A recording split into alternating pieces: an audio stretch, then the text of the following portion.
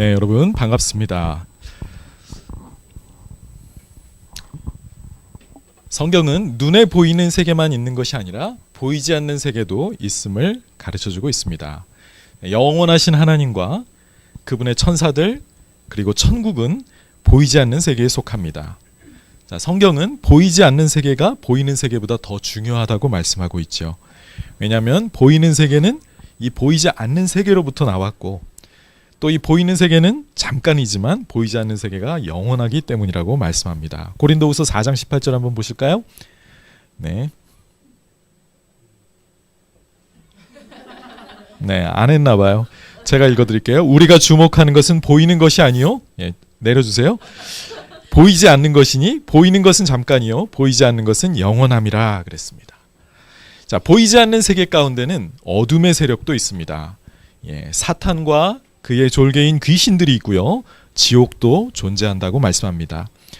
자, 그런데 사람들 중에는 눈에 보이는 것만 인정하려는 사람들이 있죠. 눈으로 보이는 것만이 실제이고 이 세계를 초월한 그 영적 세계는 상상일 뿐이라고 주장하는 그런 사람들이 있습니다. 자연주의자라고 할 수 있겠죠. 자, 자연주의자들은 과학이 이룬 그 발전에 상당한 자신감을 가지고 있습니다. 그동안 신의 영역으로만 속했던 그런 어떤 신비로운 것들을 과학이 수없이 밝혀냈고 또 앞으로도 밝혀낼 것이라고 믿고 있습니다.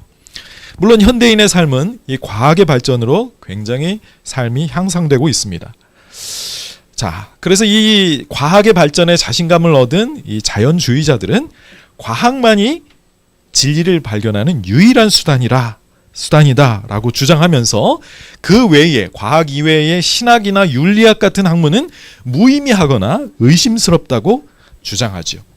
자, 그래서 과학과 신학은 대립하고 과학이 진리이니까 신학은 진리일 수가 없다라고 단순하게 생각합니다.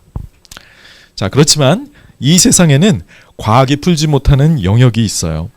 그 중에 하나가 귀신 들림 현상입니다.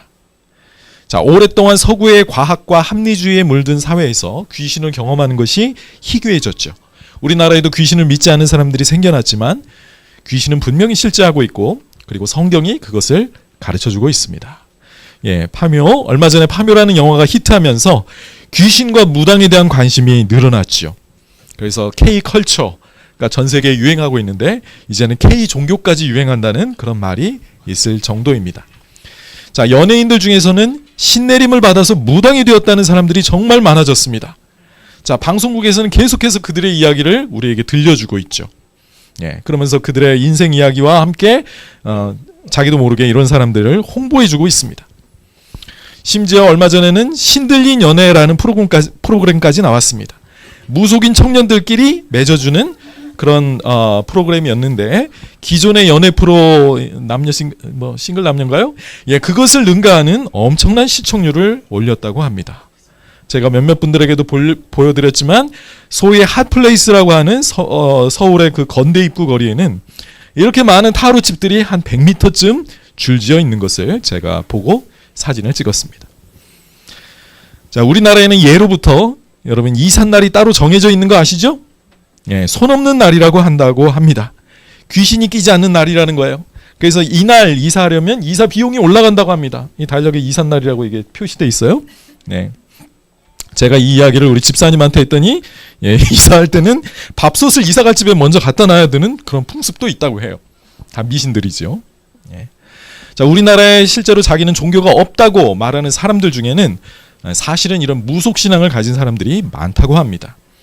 자, 이 무속신앙은 인간의 종교성에 깊이 뿌리를 내리고 있는데 이 무속신앙에는 샤머니즘이죠. 여기에는 경전도 없고 체계적인 제도나 가르침도 없어요. 그렇지만 이 무속신앙은 우리에게 보이지 않는 영적 세계가 있음을 전제하고 있습니다. 그죠? 이 사실을 이들은 적어도 당연하게 받아들이고 있는 것이죠. 자, 예수님은 공생애를 사시는 동안 많은 귀신을 내쫓으셨습니다. 이것을 축사라고 하죠. 자, 예수님의 축사 사건들은 우리에게 보이지 않는 이 영적 세계가 실제하고 있고 예수님은 그 세계의 또한 주인이시며 왕이심을 선포하고 있습니다. 자, 오늘 저는 그래서 영적 세계의 주인 예수라는 제목을 가지고 하나님의 말씀을 나누겠습니다. 자, 축사 이야기 중에 마가복음 5장에 나와 있는 그 이야기를 가지고 오늘 여러분과 말씀을 나눌게요. 저하고 교독하시겠습니다. 예수께서 바다 건너편 거라사인의 지방에 이르러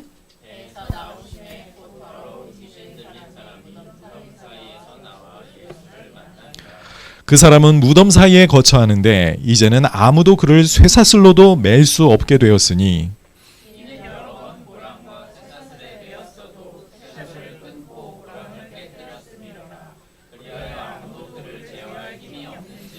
밤낮 무덤 사이에서나 산에서나 늘 소리 지르며 돌로 자기의 몸을 해치고 있었더라. 큰 소리로 부르짖어 이르되 지극히 높으신 하나님의 아들 예수여, 나와 당신이 무슨 상관이 있나이까? 원하건대 하나님 앞에 맹세하고 나를 괴롭히지 마옵소서 하니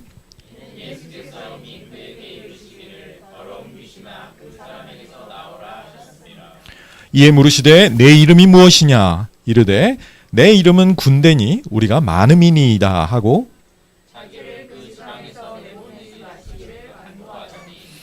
마침 거기 돼지의 큰 떼가 산 곁에서 먹고 있는지라.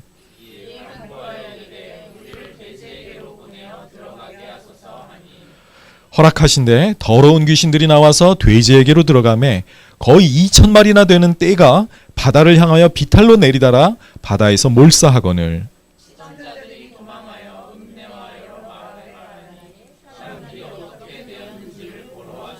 예수께 이르러 그 귀신 들렸던 자, 곧 군대 귀신 짚혔던 자가 옷을 입고 정신이 온전하여 앉은 것을 보고 두려워하더라.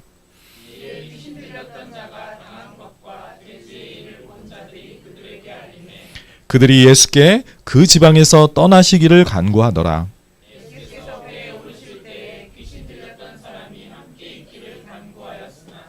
허락하지 아니하시고 그에게 이르시되 집으로 돌아가 주께서 내게 어떻게 큰 일을 행하사 너를 불쌍히 여기신 것을 내 가족에게 알리라 하시니 그가 가서 예수께서 자기에게 어떻게 큰 일을 행하셨는지를 데가볼리 지방에 전파니 모든 사람이 놀랍게 여기더라.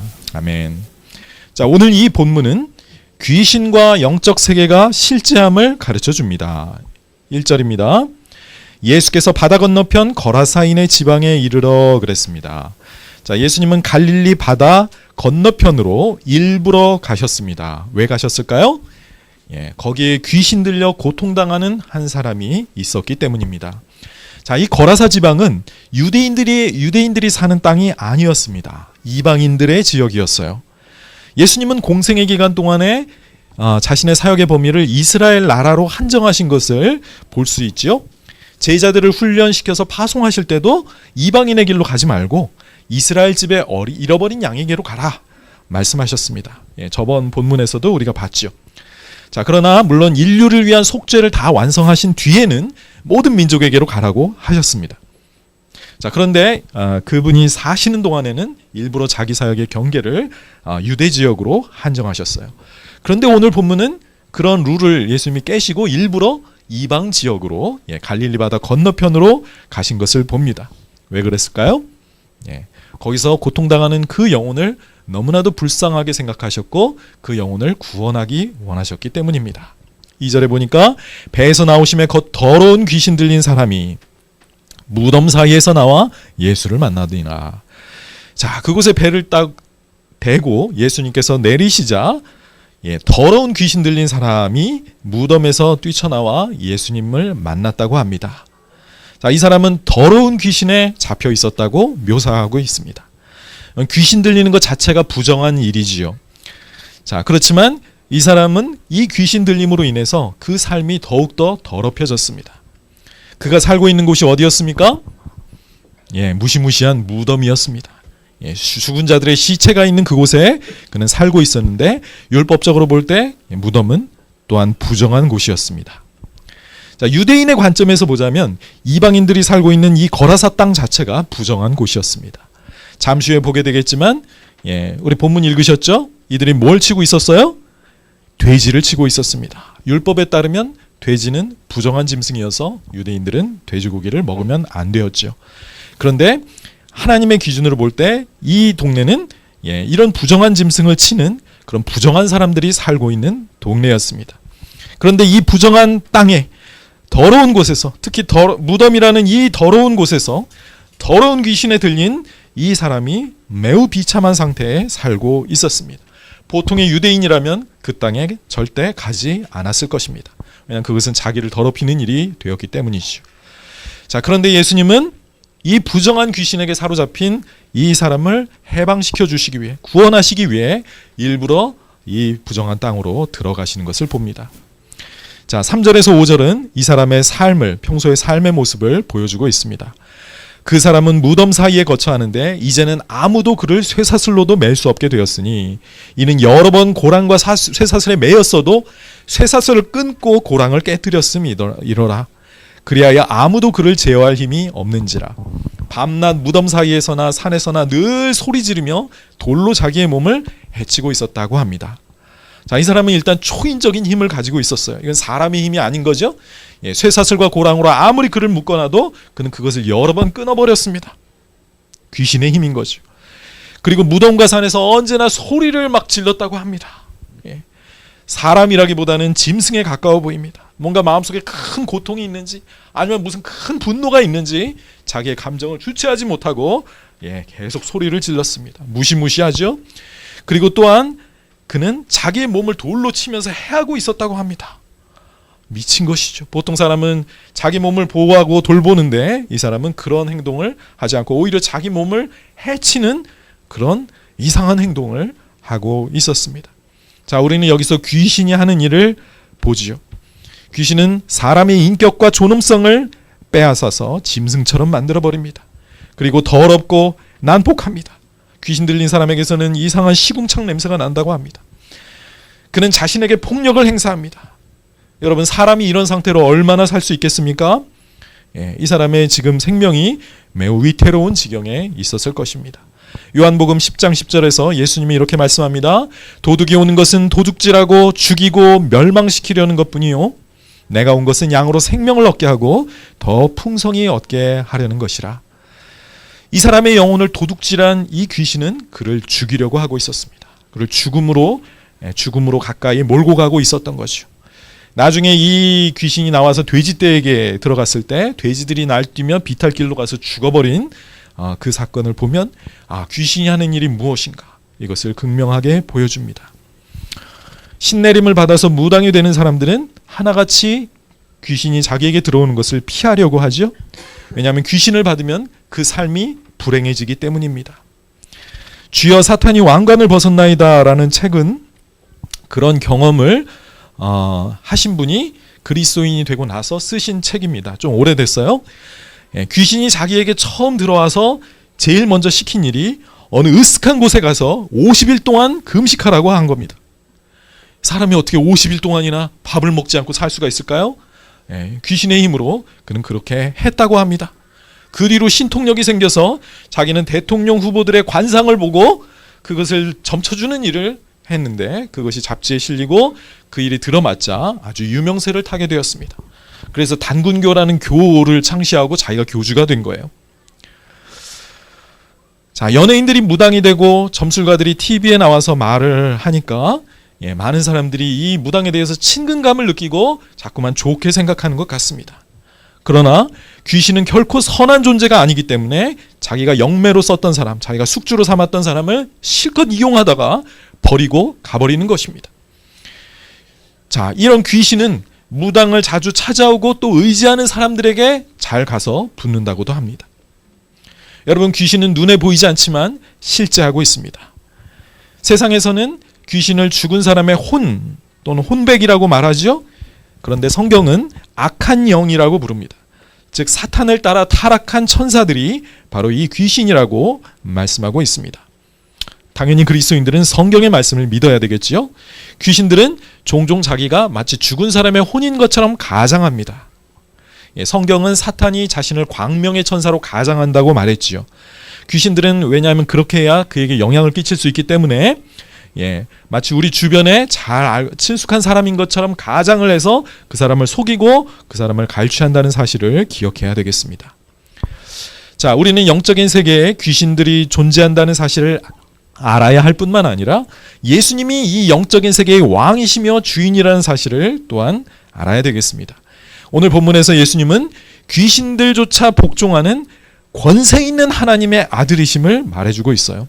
자, 6절, 7절, 8절을 보시면, 자, 이 귀신들님이 예수님 앞에 와서 그분을 보고 달려와 절했다고 합니다.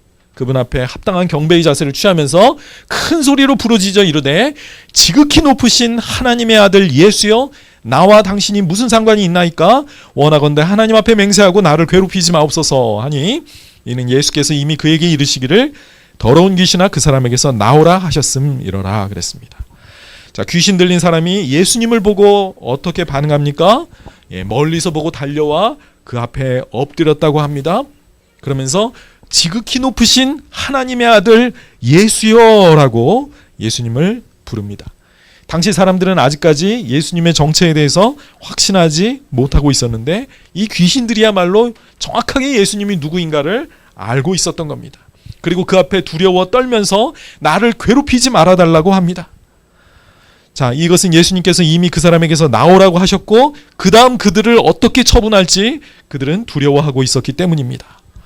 예수님은 하나님의 아들로서 언젠가 이 모든 어둠의 세력을 지옥에서 고통당하는 곳에 던지실 분임을 알고 있었기 때문에 자기들을 괴롭히지 말아달라고 부탁하고 있는 것입니다. 아직 그 종말의 때가 오지 않았기 때문에 자기들을 잠시 내버려 두어달라고 부탁하고 있는 것이죠. 그러자 예수님께서 귀신의 이름을 물어보십니다. 자, 귀신은 대답할 수밖에 없죠. 9절입니다. 이에 물으시되 내 이름이 무엇이냐? 이르되 내 이름은 군대니 우리가 많음이니이다 라고 고백합니다. 자기 이름을 밝히는 것은, 자, 이름을 밝히는 것은 그의 지배권을 양도한다는 뜻이 있다고 합니다. 이 사람에게 들린 귀신은 놀랍게도 하나가 아니라 수천이었습니다. 군대는 로마의 한 군단을 말하는데요. 레기온이라는 단어인데, 이게 리지언이라는 단어도 나왔죠. 6천 명의 군사를 의미했다고 합니다.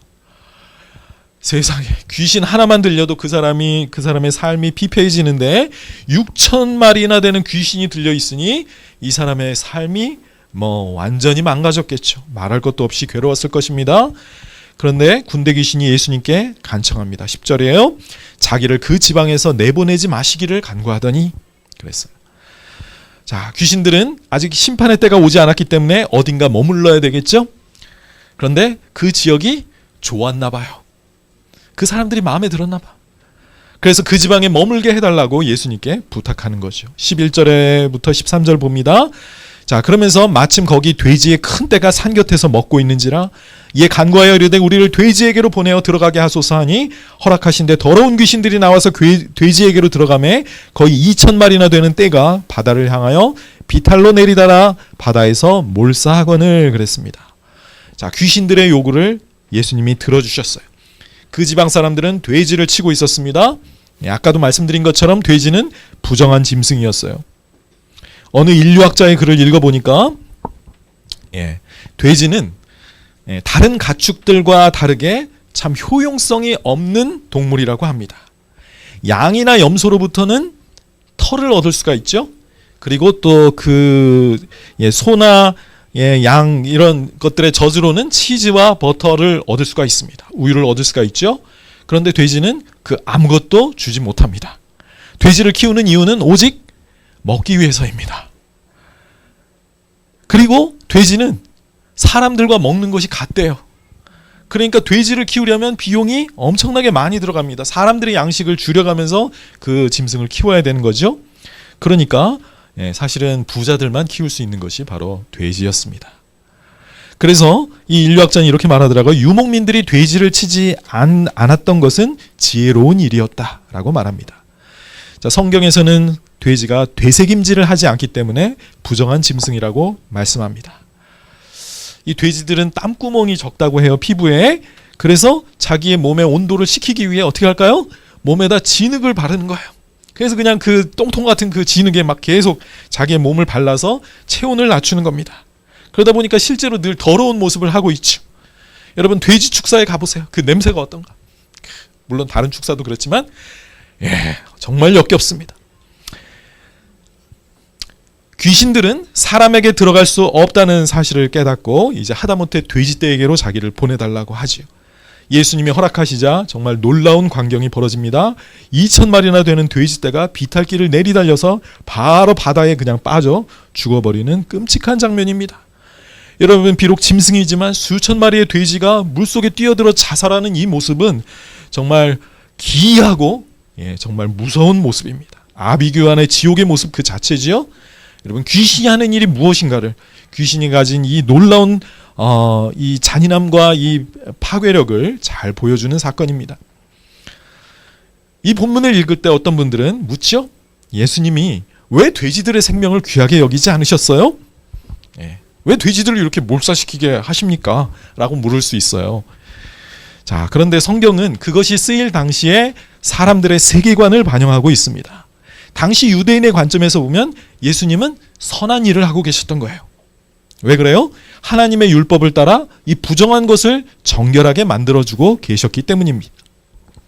그러나 이방인의 입장에서 볼 때는 어쨌거나 이 예수님이 와서 자기들에게 엄청난 재산상의 손실을 끼친 거예요.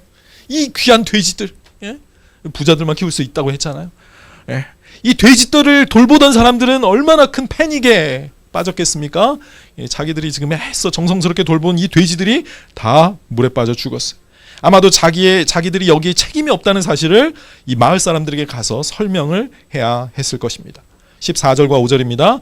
치던 자들이 도망하여 읍내와 여러 마을에 말하니 사람들이 어떻게 되었는지 보러 와서 예수께 이르되 그 귀신 들렸던 자 곧 군대 귀신 집혔던 자가 옷을 입고 정신이 온전하여 앉은 것을 보고 두려워하였더라 그럽니다. 이 돼지 치던 사람들이 전해준 이야기를 듣고 와서 이 상황을 지켜봤을 때 그냥 놀랍고 두려웠던 것이요. 자, 이 두려워하는 이 감정이 하나님을 경외하는 마음으로 이어졌으면 참 좋았을 텐데 그들은 그냥 그 상황을 무서워했고 빨리 이 상황을 피하고 싶었습니다. 그들은 분명히 이 하나님의 아들이라고 불리우는 이 놀라운 분 앞에 서 있었어요. 세상의 구주이자 심판자이신 이 놀라운 예수 그리스도 앞에 서서 그들은 무서워했고 빨리 이 상황 속에서 벗어나기를 원했습니다. 여러분, 만약에 여러분이 그 현장에 있었다면 어떻게 하셨겠습니까? 이 귀신을 내어 쫓으신 이 놀라운 분 앞에 여러분 그분을 좀 모시고 이분이 하시는 말씀을 듣고 여러분 구원을 받아야 하지 않았을까요? 그런데 이 마을 사람들은 어떻게 합니까? 예수님께 자기 마을을 떠나달라고 부탁합니다. 16절과 17절이에요. 이에 귀신 들렸던 자가 당한 것과 돼지의 일을 본 자들이 그들에게 알림해 그들이 예수께 그 지방에서 떠나시기를 간구하더라. 어째서 그들은 떠나달라고 간청했을까요? 그들은 예수님이 하신 일 때문에 두려움에 사로잡혔고 이 두려움 때문에 예수님을 피하고 싶어 했습니다. 앞으로 예수님이 자기들에게 더 가까이 다가오면 이 예수님이 앞으로 어떤 더 큰 피해를 자기에게 줄까봐 두려웠던 모양이겠죠. 또 무엇보다 예수님이 자기들에게 끼친 이 경제적인 손실에 대해서 그들은 또한 굉장히 피해의식에 사로잡혔을 것 같습니다. 이 사람들은 이 귀신 들렸던 사람이 온전해졌다는 이 예수님의 구원에 집중하기보다 자기들이 예수님으로 인해 이미 당한 그 경제적 피해와 거기에 앞으로 예수님이 자신의 삶에 다가올 때 자기의 삶이 많이 흔들리는 것을 그들은 싫어했던 겁니다. 예수님이 하신 그 놀라운 기적을 보고 이분이 누구이신가 알았을 텐데도 사람들은 예수님을 자기들의 삶에 모셔드리기를 거부합니다. 자신들의 부정함을 씻고 거룩한 백성이 되기를 원치 않았던 거예요. 우리를 내버려 두세요. 우리가 살던 대로 살게 해주세요. 예수님, 내 삶에 간섭하지 말아주세요. 나는 이대로가 좋습니다. 그들은 본래대로 부정한 죄 가운데 살기를 선택한 것이죠. 자신들이 영혼이 구원받을 수 있는 일생일대의 기회를 이렇게 허망하게 날려버린 겁니다. 그들은 죄의 구렁텅이에서 그대로 머물기를 원했습니다. 부정한 삶, 마치 그들이 키우던 돼지들처럼 한번 몸을 씻었는데도 다시 한번 또 진흙에 뒹구는 그 돼지의 모습과도 같습니다. 귀신들이 그 마을을 떠나고 싶어 하지 않았어요. 그 마을 좋아했습니다. 바로 그 이유가 여기에 있었던 게 아닐까요? 예수님은 그들의 요청대로 다시 바다 건너편으로 돌아오십니다. 유일하게 고침받았던 사람만이 예수님을 따라가려고 하죠. 18절입니다. 예수께서 배에 오르실 때 귀신 들렸던 사람이 함께 있기를 간구하였으나, 제자로 받아주기를 바라고 예수님을 따라가길 원했어요. 그런데 예수님은 그에게 다른 사명을 주십니다. 바로 자기 집에 돌아가서 예수님을 증언하게 하신 일이에요. 19절과 20절입니다. 허락하지 아니하시고 그에게 이르시되 집으로 돌아가 주께서 내게 어떻게 큰 일을 행하사 너를 불쌍히 여기신 것을 내 가족에게 알리라 하시니, 그가 가서 예수께서 자기에게 어떻게 큰 일을 행하셨는지 데가볼리 지방에 전파하니 모든 사람이 놀랍게 여기더라 그랬습니다. 자, 이 사람은 자기 마을뿐만 아니라 갈릴리 동편에 있는 여러 도시들에 다니면서 예수님이 자기에게 하신 이 놀라운 일을 간증하며 다녔습니다. 데가볼리는 한 마을의 이름이 아니라 데카가 열이죠. 폴리스는 도시지 않습니까? 10도시인데 정확히 10도시만이 아니라 그 지역에 있는 한 20개쯤 되는 그 마을들마다 예수님이 하신 놀라운 일을 자기의 삶을 가지고 증언했다는 것입니다. 자, 그로 인해 많은 사람들이, 이 지역에 있었던 많은 사람들이 예수에 관한 소문을 듣고 아마 믿는 사람도 생겼을 거예요. 자, 오늘 이야기가 주는 교훈을 정리해 보겠습니다. 자, 첫 번째로 우리는 분명히 어둠의 영적 세력이 이 세상에 영향을 주고 있다는 사실을 명심해야 되겠습니다. 자, 오늘 본문에 보면 귀신들은 사람의 몸을 거처로 삼고 그의 영혼을 지배하는 것을 보게 됩니다. 이 귀신이 거하는 사람은 자기의 인격을 완전히 빼앗기죠. 예수님이 그 귀신을 내쫓으시자 이 귀신은 사람의 몸이 아니라면 심지어 짐승의 몸에라도 들어가기를 원했습니다. 자, 성경은 사탄과 그의 귀신들이 여전히 이 세상 사람들을 지배하려고 애쓰고 있음을 우리에게 가르쳐 줍니다. 베드로전서 5장 8절이죠. 네, 함께 읽어볼까요? 시작. 근신하라 깨어라 너희 대적 마귀가 우는 사자같이 두루다니며 삼킬 자를 찾나니. 제가 불광동 교회에서 청년부 사역을 하고 있을 때 제 사역을 많이 도와주시던 태권도 사범님이 계셨습니다. 그분은 자기 도장에 오는 제자들을 교회로 많이 데리고 오셨는데 전도사였던 저는 그 친구들을 많이 만나고 또 가르치기도 했었습니다. 자, 그런데 어느 날 이 태권도 사범님이 목이 쉬어서 온 거예요. 목이 쉬었어요. 그래서 왜 그러냐고 그랬더니 엊그제 귀신 쫓는 기도를 너무 많이 해서 자기 목이 쉬었다는 거예요. 중국인 선교사 부부가 자기 집인지 도장인지에 찾아오셨는데 자기 제자 중 한 여자아이가 귀신 들린 것을 보고 그 귀신을 같이 기도하면서 쫓아냈다는 거예요. 그 이야기를 듣고 저도 깜짝 놀랐습니다. 왜냐하면 그 여학생, 그 여제자가 우리 교회도 왔던 청년 자매였거든요. 저는 전혀 이상한 점을 느끼지 못했었습니다. 젊은 30대 전도사여서 잘 몰랐던 거죠. 자, 오늘날 무속신앙이 사람들에게 점점 더 파고들고 있는 것을 보면 귀신들이 우리가 생각하는 것보다 더 가까이 와 있을 수 있습니다. 직접적으로 귀신에 들리지는 않더라도 사탄은 믿지 않는 이 불순종하는 세상 사람들의 마음을 지배하고 있다고 성경이 말합니다. 그렇기 때문에 얼마든지 악한 영향력을 사람들에게 발휘해서 믿는 자들을 대적하고 이 기독교 신앙을 방해하는 일을 하고 있다는 것이죠. 사람들이 잘 믿지 않고 교회에 오지 않으려고 하는 그 마음의 완악한 이유 속에는 마귀의 영향력이 있을 수 있다는 사실을 우리가 기억해야 되겠습니다. 그러니까 말로만 이성적으로만 설득해서는 안 되는 거죠. 우리가 기도해야 합니다. 어둠의 영적 세력이 우리의 보이지 않는 세계 배후에 항상 있음을 우리가 기억해야 되겠습니다. 우리는 영적 전쟁 중에 있어요. 둘째로 귀신 들린 자의 삶의 이 비참한 모습을 우리는 주목해야 되겠습니다. 사람들은 영화와 TV를 보면서 점점 이 어둠의 영적 세력에 매료되는 것 같아요. 많은 드라마들이 사실 이런 영매라든지 귀신의 이야기를 다루고 있죠. 타로점을 치는 것이 젊은이들 사이에 유행하고 있습니다. 신들린 연애에도 젊고 잘생긴 무당들 나와서 이렇게 하니까 사람들이 저 직업도 괜찮은 직업인가 봐 하고 그렇게 그것도 생각해 본다고 하죠. 여러분, 목사가 5만 명이라면 무속인과 점술가는 50만 명이라고 합니다. 10배가 넘어요. 그만큼 많은 사람들이 지금 무속신앙에 의지하며 그들을 찾고 있다는 뜻입니다. 성경은 이렇게 말씀합니다. 레위기서 율법에 이렇게 말해요. 너희는 신접한 자와 박수를 믿지 말며 그들을 추종하여 스스로 더럽히지 말라. 자기 자신을 더럽히는 거예요. 나는 너희 하나님 여호와니라. 우리가 여호와 하나님을 믿으면서 이 귀신의 말을 함께 믿는다면 안 되는 겁니다. 이건 우상 숭배예요. 우리 자신을 더럽히는 일입니다. 오늘 본문은 귀신이 인간에게 임할 때 어떤 피해를 끼치는지를 아주 극명하게 보여주는 사건이죠. 여러분, 무당들의 삶이 결코 행복하지 않습니다. 무당 중에는 이런 가짜도 많고 사기꾼도 많아요. 그래서 그들에게 속아서 자기 인생 망치고 재산 날린 사람들 정말 많습니다. 제가 엊그제 한국일보 기사 제목이 재밌어서 한번 봤어요. 가족들 위해 신내림 받았지만 두 딸은 차례로 정신병에 걸렸다가 제목이더라고요. 그래서 무슨 일인가 하고 읽어봤더니 굉장히 기사가 길었는데 요약하면 이렇습니다.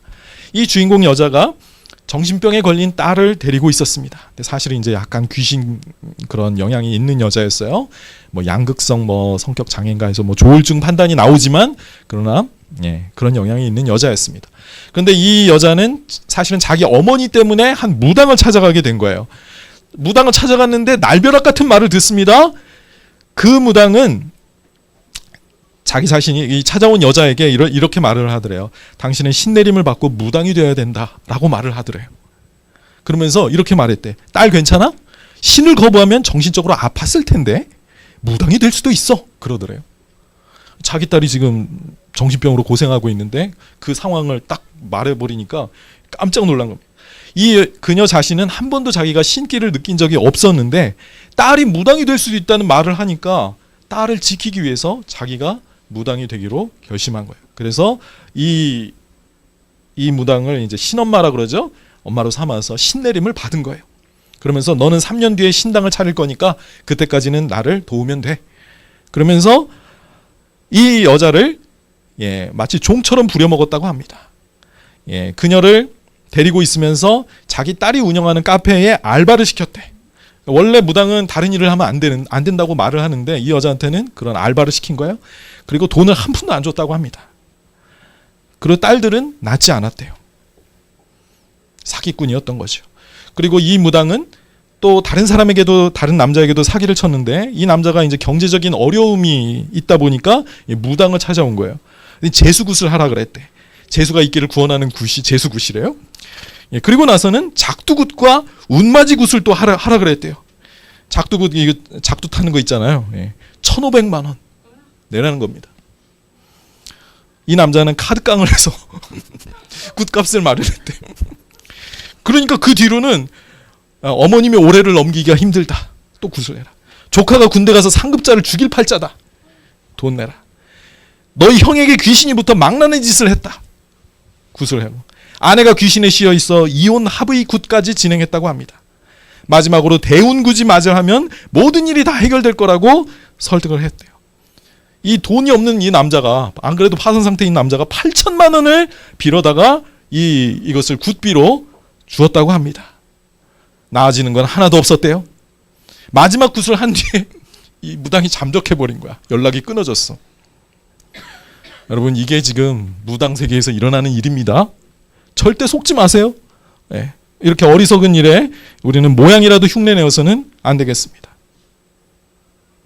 예수님의 말씀 다시 한번 기억합시다. 넘겨주세요. 도둑이 오는 것은 도둑질하고 죽이고 멸망시키려는 것뿐입니다. 박수 친 것 같아요. 내가 온 것은 양으로 생명을 얻게 하고 더 풍성히 얻게 하려는 것이라.